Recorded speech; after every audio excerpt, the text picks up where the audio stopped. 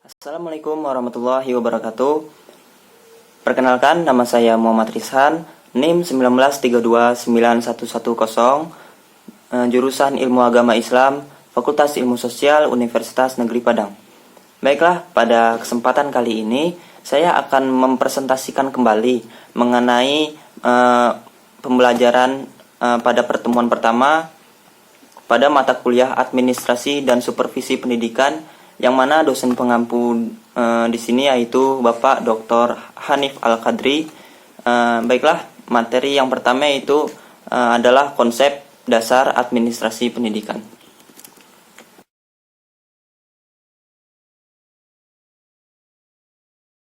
Administrasi sendiri, menurut Husaini Usman, adalah suatu proses pengelola sumber daya yang mana terdapat 7M dan 1I. Yang mana 7M dan 1I ini adalah man, money, methods, machine, marketing, material, and informasi.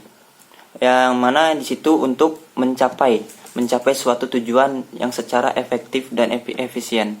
Nah, untuk secara istilah pengertian administrasi ini yaitu kata ad yang berarti intensif dan kata ministrate yang berarti melayani, membantu, dan memenuhi.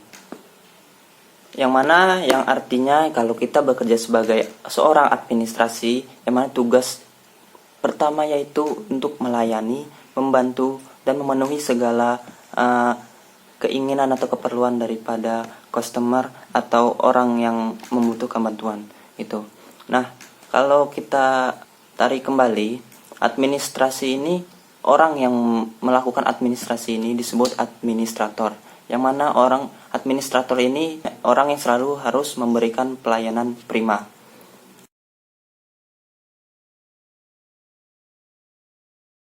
Baiklah, selanjutnya kita masuk kepada persamaan dan perbedaan antara administrasi dengan manajemen. Nah, yang pertama yaitu persamaan antara administrasi dan manajemen ini, secara umum mereka mempunyai kesamaan, yang mana yaitu administrasi dan manajemen ini sama-sama mengatur dan mengurus. Yang kedua yaitu persamaan dalam pemakaian secara umum. Nah, di sini administrasi, administrator, dan manajer ini adalah sama gitu. Nah, kemudian masuk kepada perbedaan. Perbedaan antara administrasi dan manajemen ini yaitu bahwa administrasi ini lebih cocok digunakan pada lembaga-lembaga pemerintahan yang mengutamakan kepada kepentingan sosial. Sedangkan manajemen ini lebih cocok untuk lembaga swasta yang lebih mengutamakan komersil. Nah, terkadang kita muncul pula istilah yang mana terdapat perbedaan antara administrasi dengan manajemen. Nah, di perbedaan ini yang pertama administrasi ini orientasinya itu lebih kepada non-profit. Nah, maksud dari sini non-profit ini adalah tidak mengutamakan yang namanya keuntungan.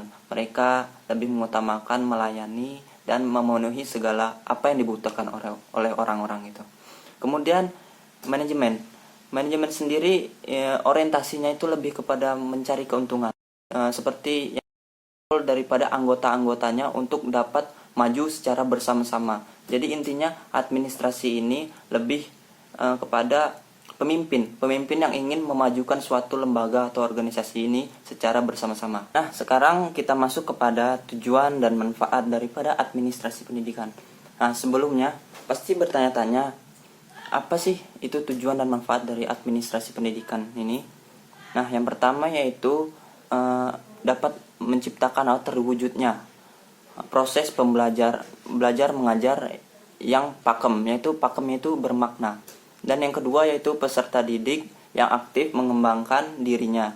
Yang ketiga yaitu memiliki kompetensi manajerial, mengatur. Yang keempat yaitu tercapai tujuan pendidikan secara efektif dan efisien.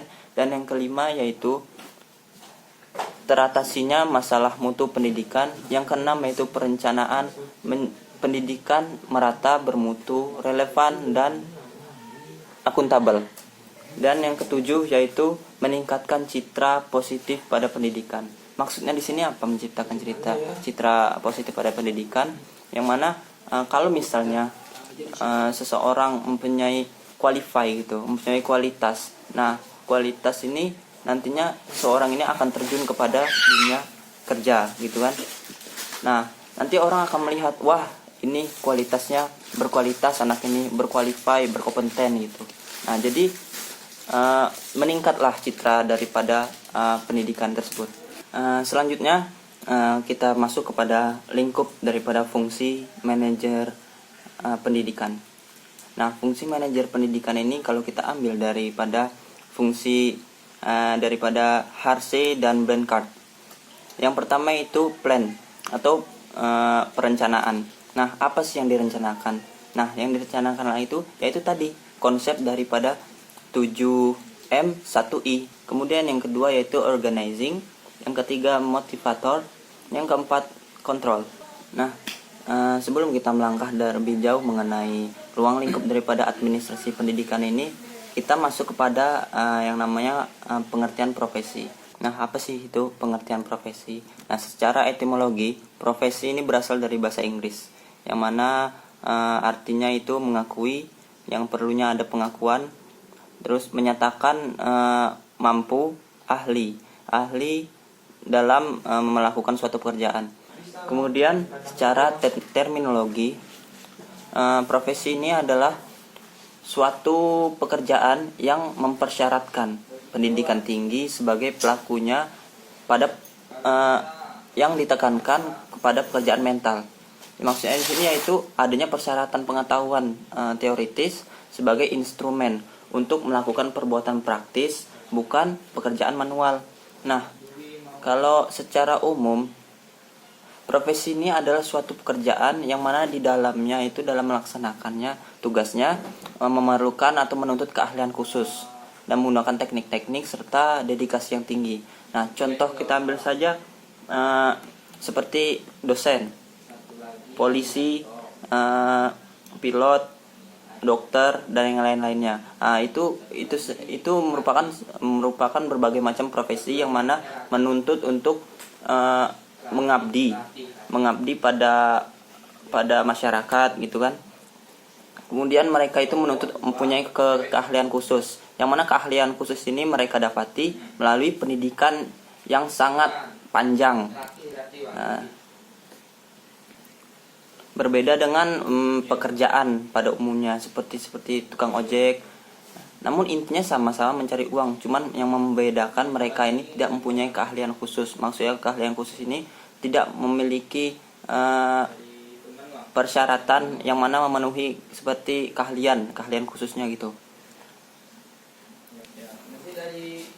Nah, kemudian masuk kepada ciri-ciri profesi. Baiklah, yang pertama yaitu profesi ini memiliki fungsi yang sangat signifikan baik di sosial bagi masyarakat. Nah, kemudian kita masuk kepada ciri-ciri profesi. Yang pertama itu profesi itu memiliki fungsi dan signifikansi sosial bagi masyarakat. Nah, maksudnya di sini apa?